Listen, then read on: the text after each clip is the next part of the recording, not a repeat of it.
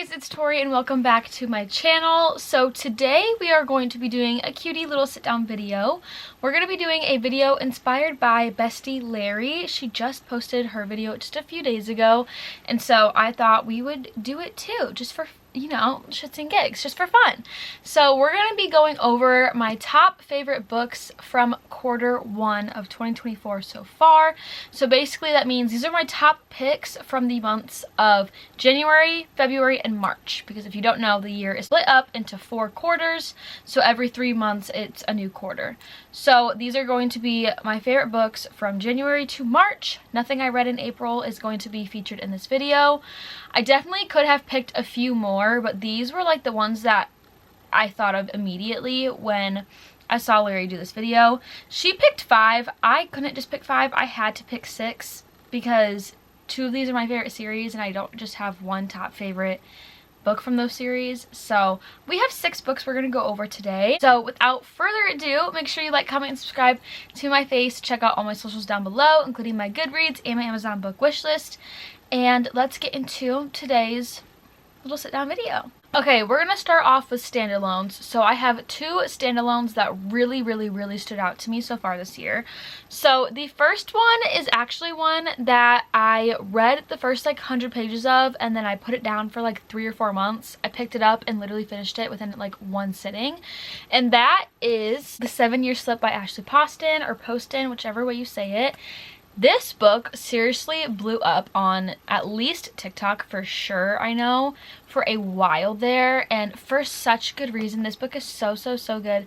I gave this 4.5 stars. It is very rare that I give a standalone 5 stars, so 4.5 is a very high rating for me for a standalone. I literally loved this. Like I said, I literally ate this up in like one sitting. I finished it within just a few hours after I finally got back to it. I was going through a reading slump the first time I picked it up, so that was kind of why I didn't finish it. But then when I re-picked it up, I literally fell in love. So basically this book is about Clementine. Clementine and her aunt are super close. They do a lot of traveling together, and they're just like 2 peas in a pod. Unfortunately, Clementine's aunt passes away and Clementine inherits her aunt's apartment. Her aunt has always told her that there's some magical, mystical thing about this apartment, and once Clementine moves in, she ends up learning what this magical element is. This is a beautiful romance. I love this so much. It's honestly almost more women's fiction than it is romance, but there is a very strong romance subplot in here. I ate this up. I literally loved it so much. I highly recommend this if you're looking for something to get you out of a reading slump, or if you're looking for a quick, cutesy, beautiful written book. Like I said, the writing in here is literally stunning. The quotes are amazing. So I highly recommend The 7-Year Slip. The other standalone we're going to be talking about is Yours Truly by Abby Jimenez. I literally loved this. I think I read it in literally like 2 days. Like this, I ate up. I gave this one 4.25 stars.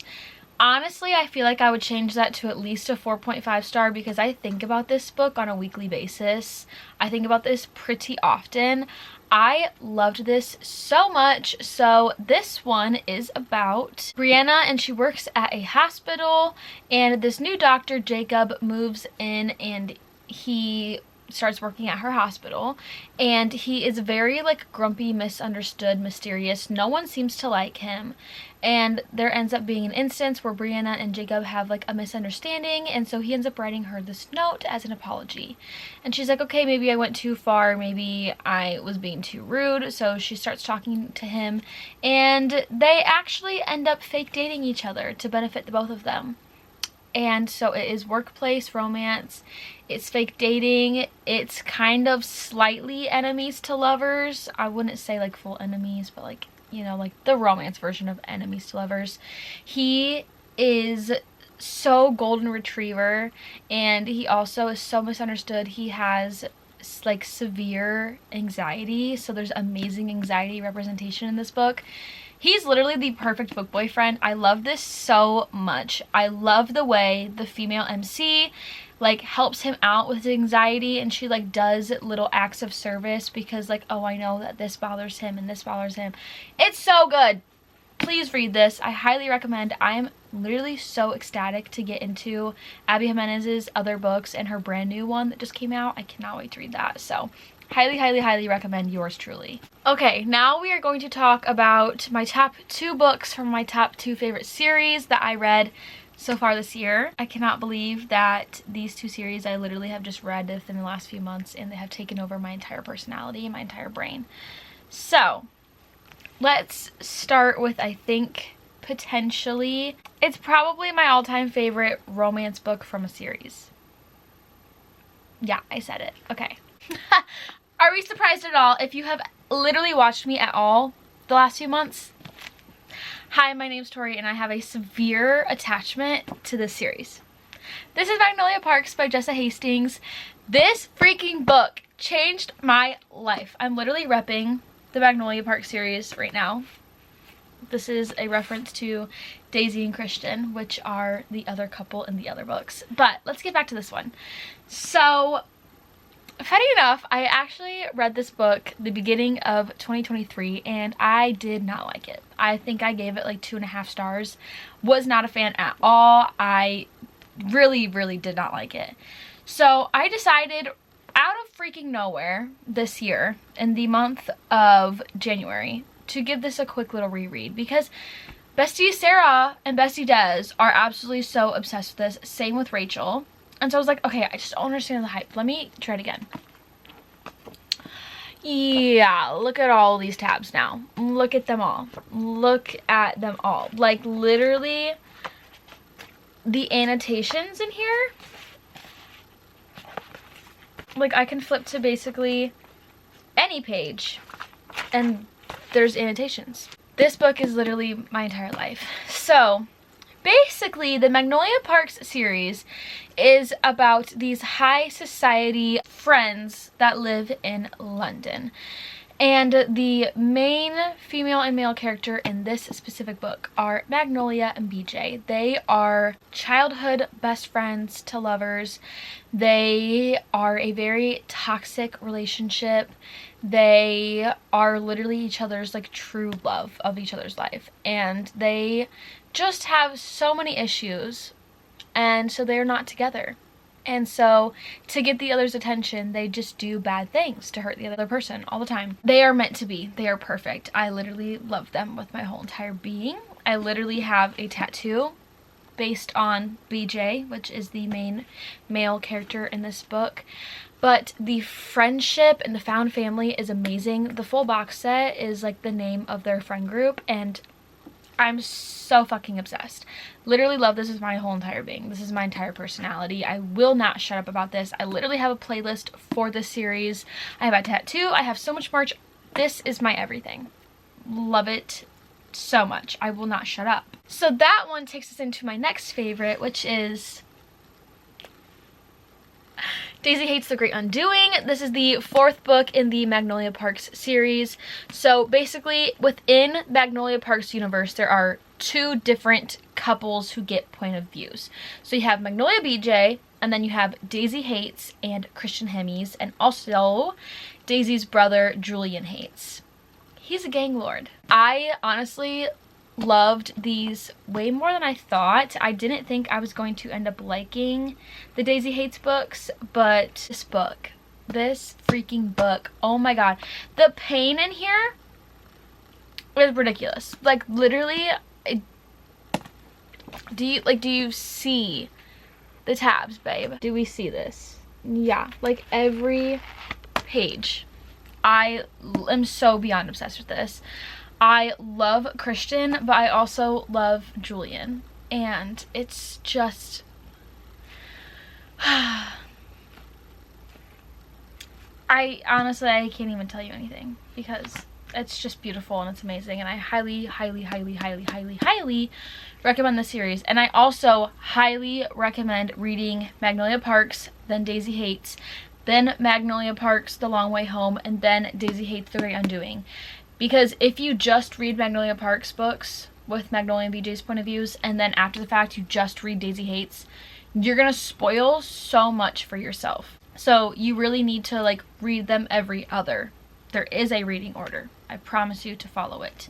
So I'm gonna shut up now, but literally my life. Okay, let's talk about my other all-time favorite series that I found this year, or end of last year into this year.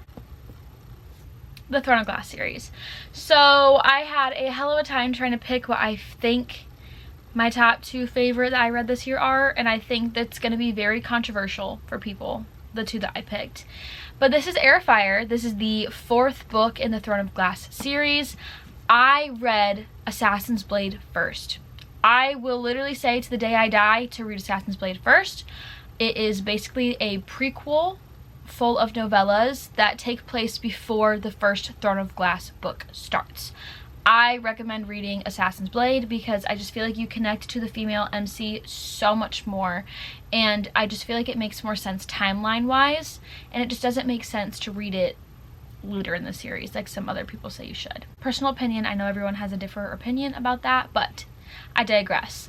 So this is the 4th book. This is Heir of Fire. This is where honestly everything changes in my opinion. The storyline takes a full 180 at the end of this book. I love this book so much. I literally like can't even give words. Honestly, it's kind of hard to pick my favorites in the Throne of Glass series because they kind of all just mesh together, because they literally just pick up where the last one left off, and so it's kind of hard to pinpoint what happened in each one. But if I'm just going off of the way I remember feeling while reading this, then this is a top contender for one of my top favorite books of the series. I just love the characters so much. I love the true meaning. I love the quotes. I love the writing. I love the world building. I love the characters. I really can't say much about this book because it's like in the middle of a series and I don't want to ruin anything, but I highly recommend the Throne of Glass series. It's so good. Now this is where things are going to get super controversial. So yep, I picked Tower of Dawn as my other top favorite that I read this year from the series. Keep in mind I didn't read Kingdom of Ash until I finished it in April, so I can't count it. But I personally preferred Tower of Dawn over Empire of Storms. I know, it's a huge controversy. Basically, you're supposed to read Tower of Dawn and Empire of Storms as a tandem read. If you don't know what a tandem read is, it's when you read 2 books at the same time and you kind of go back and forth between chapters based on the timeline and the point of views that you're in. I just loved the point of views and the romances that happened in this one. I feel like it was kind of a character redemption, but I personally loved the character no matter what, and I didn't really think that he needed a redemption, but that was just my personal opinion. I loved this book. I loved it so much. I continuously looked forward to going back to Tower of Dawn while I did the tandem read, and I just really loved this book, and I loved the point of views, I loved the characters, and I loved how full circle everything was with one specific character in this book. So yes, I did love Tower of Dawn. I know it's very controversial, but that's just my own personal opinion. Alright, besties, so those are some of my top favorite books that I have read so far in 2024. Let me know down below some of your favorite books from Q1 so far this year. Let me know if you have read any of these and what you think about them. Let me know if you have any differing opinions. It's fine if we all have different opinions. Every reader feels differently, and that's fine, and I support it 1000%. But with all that being said, I hope you enjoyed this video. I hope you're having an amazing, wonderful day wherever you are. Make sure you like, comment, and subscribe to my face. Check out all my socials down below to keep up with me in real time, and check out my Goodreads and my Amazon book wish list. I love you all to the moon and Saturn, and I will see you besties in my next video. Bye guys!